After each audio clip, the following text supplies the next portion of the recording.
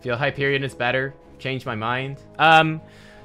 So Hyperion, okay. I mean, if we just sit down and compare them, let's compare the two heroics, okay? For Hyperion and Raiders. So Raiders, these are baseline stats, is 96 damage per second to a single target.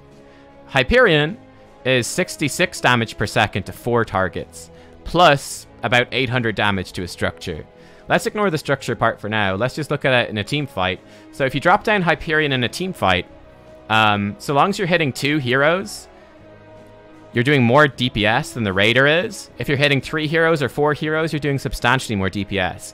However, it is only up for 12 seconds. So it's basically like this 12-second window on a 100-second cooldown where you're doing substantially more damage than the Raiders do. The benefit of the Raiders is that they're up very consistently. So this will help you with merc camps. It will help you with bosses. Helps with wave clear.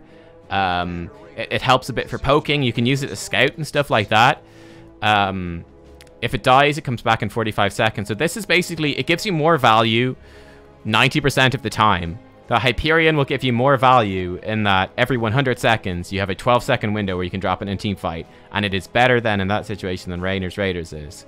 So the question is, do I want to have that extra value in the team fight in that small window, which is often a very important thing, or do I want to have just more consistent uptime on this?